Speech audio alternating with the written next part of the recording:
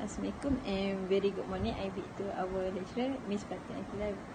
Okay, so today my group and I will make review about article regarding to our first chapter, the title Sport Policy and Sport Administration in Malaysia and Eligibility Issue. Okay, the first article entitled SEA Games 2017. 3 sport law issue that you may to know. Okay, the first issue is about eligibility. The second issue is about doping. The third issue is about what will happen if there is this sport during SEA Games. Okay, from this article, I agree with the author about all the problem solving in SEA Games. Okay, in order to have smooth and perfect management, when we can see like executive committee can refer to by law to the Olympic Charter when there is this part among athlete regarding of their nationality. Okay, for doping, Malaysia also organized Malaysia Organising Committee for Kuala Lumpur 2017, or be called as MASOC, MASOC. Okay, which is will take responsibility in anti-doping control and through collaboration between MASOC and CGF. WADA code will be applied during this SEA Games. Okay, for the last issue is about what happened is this part occur during this SEA Games. Okay, from this, Malaysia also organised Kuala Lumpur Regional Centre for Arbitration, or be called as KLRCA, that established by Olympic Council of Malaysia. With each objective if want to settle down all the dispute, all the misunderstanding less than 24 hours, and we can show is how Malaysia want to give the best management during hosting this SEA Games. That's all. Okay, so let's go for the second article, which is the local article, and the title was Unsporting Officials Are Killing Malaysian Sports by Tony Mariadas, and it being published in 6 July 2019. So this article is about the criticism by the writer towards our sport industry. So the writer is trying to say that now the sport being evolved by politicking, backstabbing and corruption. So it give a bad impact to our sport industry because of the unacceptable behaviour. So the writer is also state that nowadays sport industry being involved by the politic people. Is because the politic people sees the sport industry nowadays can be as the platform to gain their supporters and to gain their powers. So what I'm trying, what can I be relate to our chapter is for the second Malaysian plan in 1971 to 1975, it was to increase the sport qualities. So how can we increase our sport qualities if we have the corruption in our leaders? So it will give a bad impact to our sport industry. So next point is what can I relate is fourth Malaysian plan in 1981 to 1985, which is to develop a sport towards building a healthy community. So how we can develop a healthy community if the leaders that which is the political people that only tends to do something that only give benefit to itself. So they will forget about the main point, their rules of their position that was to contribute to our community. So that's all for me. Thank you.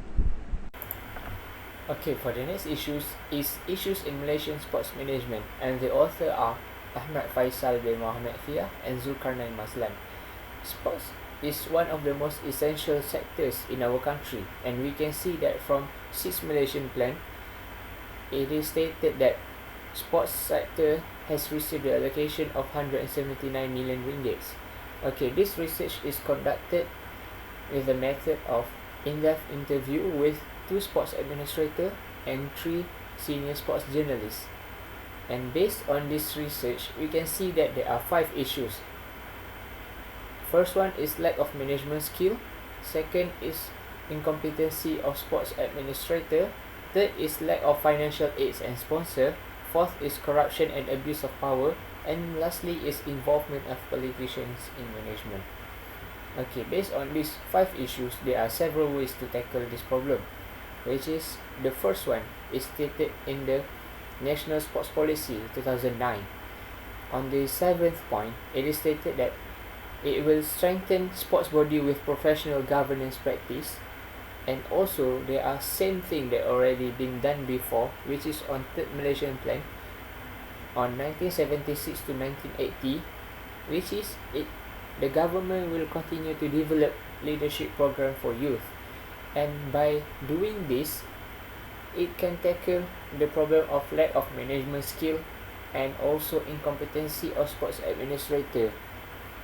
Okay, for the next point, which is we can also follow the 7th Malaysian Plan from 1991 to 2000, which is the government will increase the training intensity for regional and central athletes, which is this problem can be tackled for the point of lack of financial aids and sponsor. When the athlete is has the higher level of competency, then they will get sponsor, and this can reduce the numbers of financial aids. Assalamualaikum warahmatullahi wabarakatuh. My name is Muhammad Amri bin Amri Sham. So I'm as the last group member will make the article review. So I will make the 2 article review, which is the local article and the international articles. So for the first articles was by the Commonwealth Organization. They published an article which is the title was Developing National Sport Policies and Strategies. So this article was published in their official website of the Commonwealth. So their aims for this article was they make the sport in policy. So their sport for those the Commonwealth country, for if they are asking for help in making the sport policy. So the aims from this Commonwealth organization is for implement the national policies and approach to optimize the contribution of sport to national growth objectives. So that's the aim of this Commonwealth organization for making the sport, for the support in policies and strategies. So you also state that this work was focused on the intentional use of sport as a tool in advancing sustainable development and strengthening governance, and it also fight for the gender equality and protection and promotion of the human rights in sport. So the Commonwealth organization already provide this platform to those the Commonwealth country if their needs for the help in the for their sport policy. So what can I relate to our chapter, which is our Malaysian already had their own sport policy, which is being implemented from 1985 and until now. So those policy was Malaysia National Youth Policy in 1985 and the National Sport Policy in 1988. So this policy already been implemented from our sport until now. So the National Youth Policy was want to develop a responsible, disciplined, self-reliant to the nation. And for the National Sport Policy was aimed to create an engaged, safe and balanced of community. So this is the aim of the policy that we been implement for a long time to until now. So that's it for the first article. Okay, therefore international article entitled three problem facing Malaysian sport. Okay, the first problem is about ineffective program for youth development. The second problem is about sport need to have club in order to make sure that all the planning is undergoing. Okay, the last one problem is about underachieving sport organisation should not receive funding from Ministry of Youth and Sport. Okay, from this article we can know that all the member of authority play an important part in ensure that they succeed and strive to become a country with best management or sport. Okay, then we can for the second problem is about club. Okay, sport need to have their own club in order to make sure that all their planning, which is regarding of their training, which is all the sport management of the team will be given to the club to handle all this. Okay, for the last one is about unachieving sport organisation is not, it should not receive the same funding from Ministry of Youth and Sport. Okay, this issue we can know that Ministry Youth and Sport should put KPI that all the sport organisation need to achieve before the funding given to them. Okay, it's not about how many your athlete get the gold medal. It's not about that. Is we can know that what the development, what the improvement that this sport organisation have done. Okay, so the authority play a important role in order to make sure that all these problem can be reduced. That's all.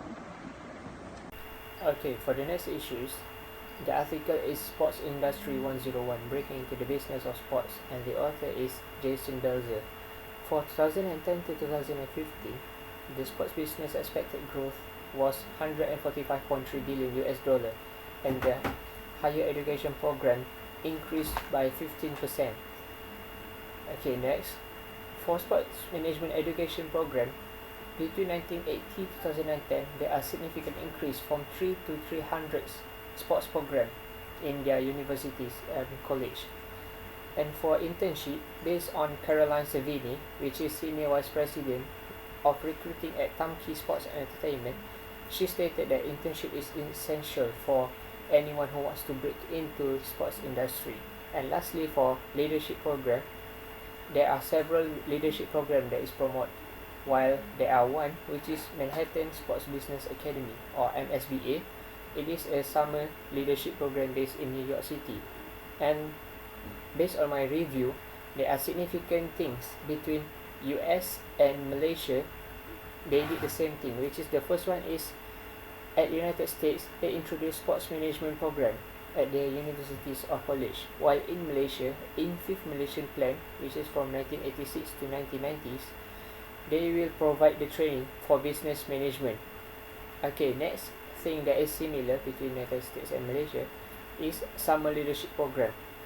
For United States, they introduced MSBA, and for Malaysia, in 3rd Malaysian Plan, which is they will develop the leadership training and training of certain specific skill for the youth, and also at the 6th Malaysian Plan, which is from 1991 to 1995, the government will focus on attitude change, which is they want to establish the positive attitude for youth in order to be a great manager in the future.